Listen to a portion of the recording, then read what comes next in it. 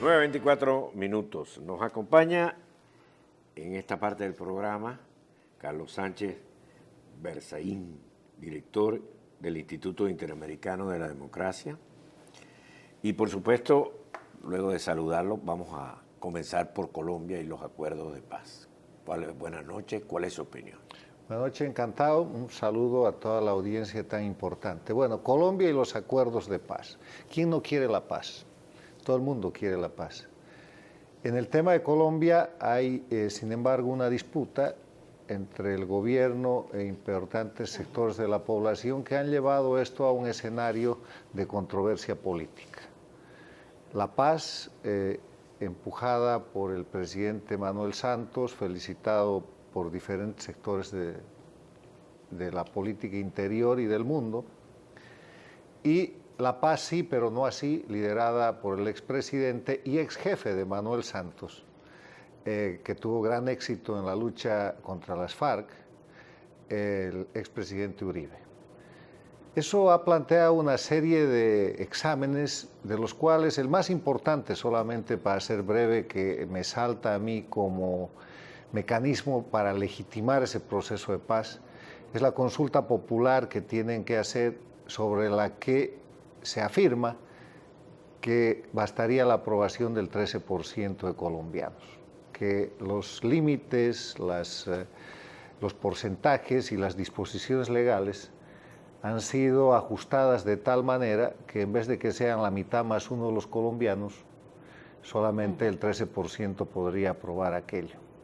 Yo creo que para que esa paz sea duradera y que para esa paz sea real, por lo menos en la consulta popular, el propio presidente Santos se tiene que encargar de tener una legitimación por la mitad más uno de los colombianos, porque si no, siempre habrá esa controversia y la paz hay que construirla sobre roca sólida, no sobre este tipo de disputas que se han planteado.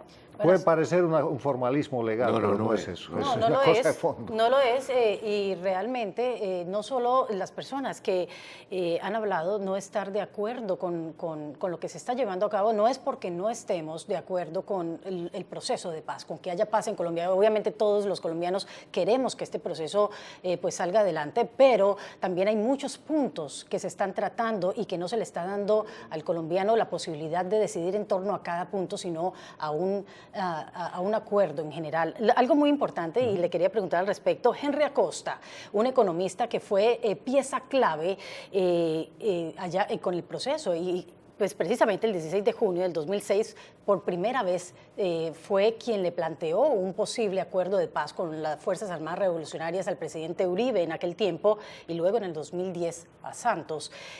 Comentó que cuando Santos dio el primer paso, muy parecido a lo que a sus palabras el día de hoy, dijo que no importaba si él hablaba mal. Ese fue el mensaje que le mandó, según Henry Acosta, el mensaje que le mandó a las Fuerzas Armadas, a los cabecillas. No importaba si hablaban mal de ellos o si de pronto aparecía atacándolos, igual el proceso de paz lo iban a llevar a cabo inicialmente de manera secreta, como tal cual se hizo.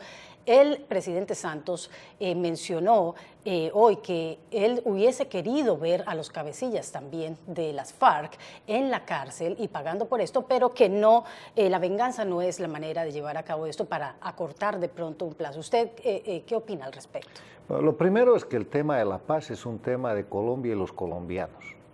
Quienes opinamos desde afuera podemos dar elementos que hacen a esa situación.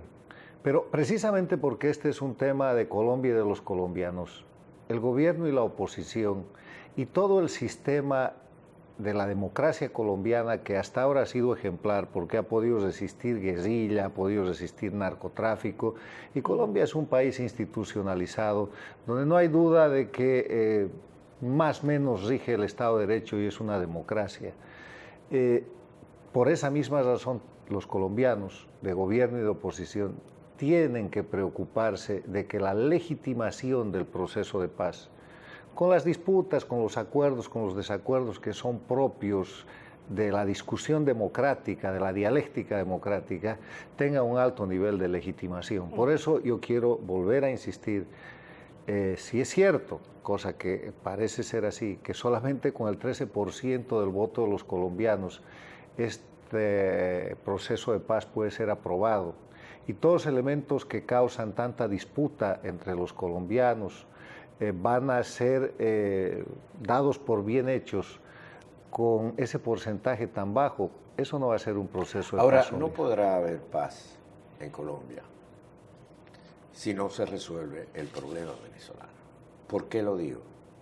Porque no tiene únicamente que ver a Colombia y a la FARC como un tema de guerrilla.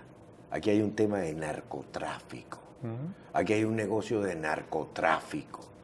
Y ese narcotráfico, su salida natural es a través de Venezuela, con la complicidad de las autoridades de Venezuela. Bueno, yo creo que el presidente Uribe hubiera podido derrotar militarmente a las FARC si es que no hubiera sido el soporte logístico, político, armado, territorial que le brindó la dictadura de Chávez.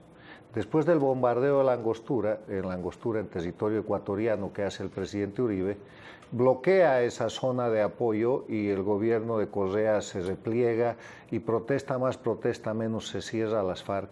Pero el gobierno de Venezuela se abre absolutamente con la cooperación castrista.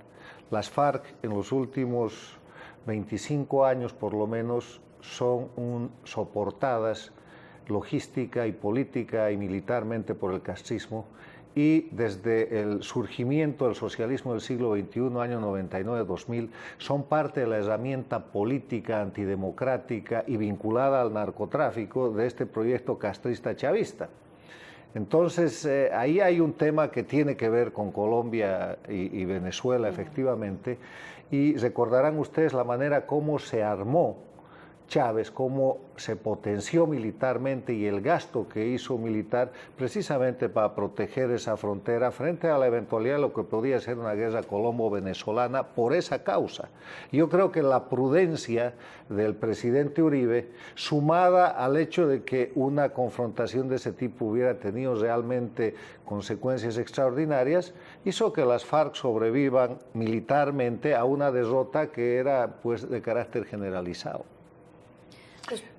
Perdón, adelante. Usted hace poco realizó una conferencia llamada Tiempos de Cambio en América Latina.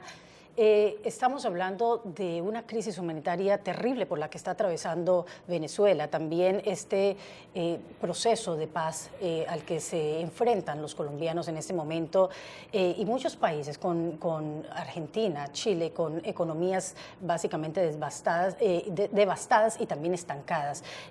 ¿Cuál es su análisis en torno a estos tiempos de cambio al que nos enfrentamos? A ver, yo llamo tiempos de cambio en América Latina al cambio que se produce en el eje de confrontación que se crea al nacer el siglo. Hasta el año 99-2000, en América Latina era toda democrática y había una sola dictadura, que era la dictadura castrista, que estaba además en un proceso de extinción por su periodo especial. Llega Chávez con el dinero del pueblo venezolano, se alía con los Castro, y esa dictadura castrista más Chávez recrean el proyecto foquista de los 60 y crean lo que llaman al principio movimiento bolivariano, después el proyecto ALBA, y que ahora se llama socialismo del siglo XXI, que no es otra cosa que la expansión castrista.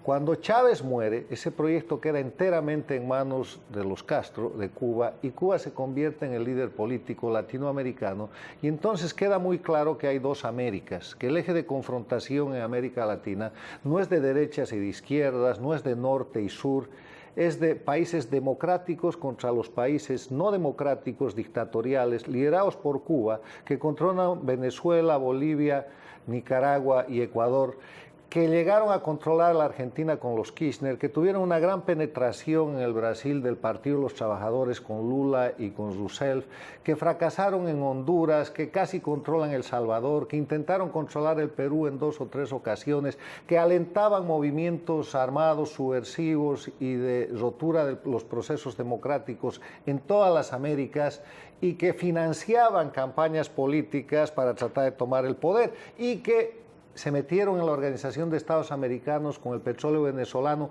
controlando los votos del Petrocaribe para desarmar esa organización. Perdone que lo ataje, hacemos una breve pausa y continuamos con tiempos de cambio y nos Y tiene que terminamos la contar, descripción. nos tiene que contar el tema de los mineros en Bolivia, porque eso no ha salido a la luz pública, pero usted nos debería iluminar sobre eso. Breve pausa.